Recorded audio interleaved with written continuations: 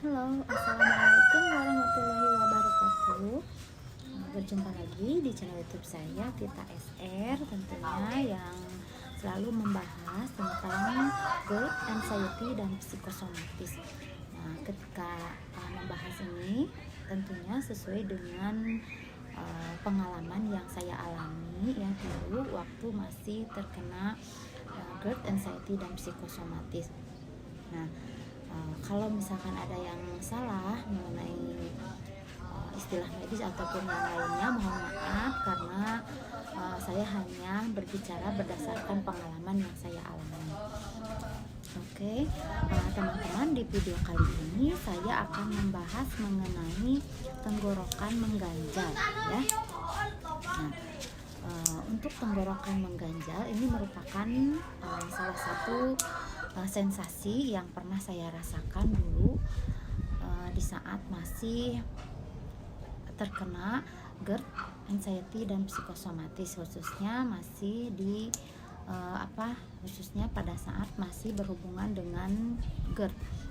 Nah, karena dari gangguan ini banyak istilahnya sensasi yang saya rasakan ya, seperti ya di video-video saya yang sebelumnya sudah saya bahas, bahkan dikatakan 1001 macam sensasi saking banyaknya ya. Nah, ini salah satunya sensasi yang pernah saya rasakan adalah tenggorokan mengganjal. Nah, untuk tenggorokan mengganjal tentunya sama seperti sensasi-sensasi yang lain, biasanya diawali dari atau dikarenakan oleh asam lambung yang berlebih ya, atau katup dari lambung kita itu longgar gitu ya, akhirnya asam lambung itu bisa naik ke kerongkongan, nah sampai ke leher itu terasa ada yang mengganjal. Nah, jadi istilahnya kalau misalkan kita keseringan atau terus menerus merasakan atau istilahnya kalau kita yang namanya asam lambung itu terus-terusan naik ke kerongkongan, nah maka itu bisa menyebabkan iritasi, makanya leher kita terasa mengganjal ya. Nah, itu tentunya dulu ya pengalaman yang saya alami, yang sering saya rasakan juga ya, salah satunya sensasi tenggorokan mengganjal. Nah, teman-teman, untuk yang masih merasakan sensasi tenggorokan terasa mengganjal, jangan panik, jangan khawatir, dan apalagi kalau misalkan sampai panik, istilah panik attack ya, jangan sampai seperti itu, karena mungkin untuk teman-teman yang udah tahu, sudah mengenal bahwa sakit ini bukan sakit yang berbahaya, ini hanya gangguan ya, kita terkena gangguan mental saja, hanya mungkin berakibat ke lambung karena kitanya terlalu stres ya, jadi jangan terlalu khawatir, apalagi sampai berpikir kalau ini adalah penyakit yang berbahaya, enggak ya.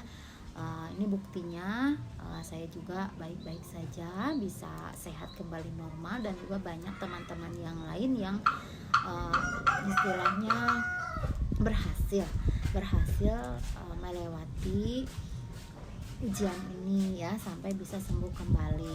Nah, untuk yang masih merasakan tenggorokan mengganjal, solusinya saya dulu sering jadi tentunya tanpa obat ya, karena sudah mungkin terlalu lama merasakan sakit, jadi sudah bosan dengan yang namanya kita minum obat-obatan gitu ya. Jadi kita berusaha menyembuhkan diri sendiri itu dengan sembuh atau menyembuhkan dengan diri sendiri. Nah, saya meyakini bahwa ikhtiar nomor 1 tetap berdoa kepada Allah Subhanahu wa Ta'ala, meminta disembuhkan. Kemudian ikhtiar yang lainnya, saya itu sering memperbanyak minum air putih ya.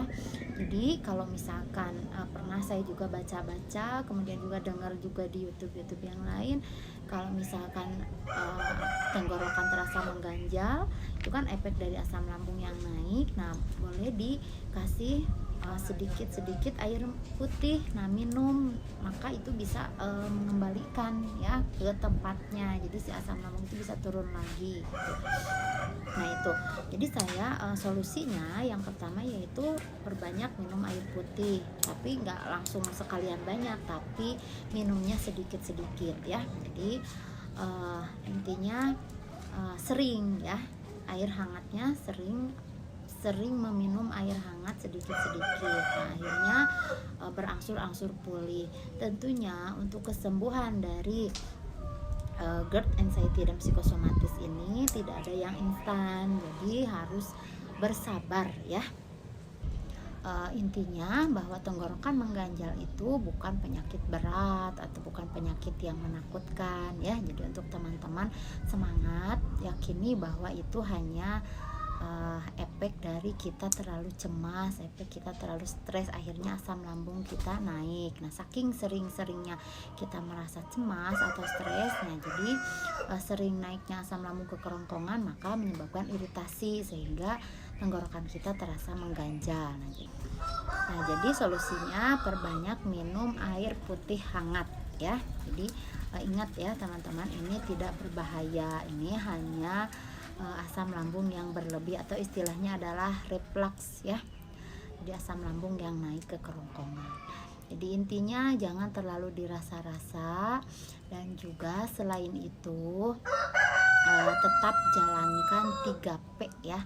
3P secara konsisten, itu jangan sampai kendor ya. Meskipun kita sudah sembuh, saya juga sudah merasa baik, sudah sembuh, sudah bisa beraktivitas normal, tetap saya menjalankan 3P sampai sekarang, dan insya Allah selanjutnya ke depan saya akan selalu menjalankan 3P ya. Jadi secara konsisten 3P-nya. Kemudian juga hindari makan gorengan ya. Nah itu biasanya yang menyebabkan cepat muncul rasa mengganjal di tenggorokan, biasanya dari makanan juga. Jadi hindari makan makanan gorengan atau yang berminyak-minyak ya. Intinya perbanyak minum air putih, insya Allah kesembuhan akan didapatkan. Jadi untuk teman-teman yang masih merasakan tenggorokan mengganjal, nah tentunya kan sensasi itu kan berbeda-beda dari setiap orang.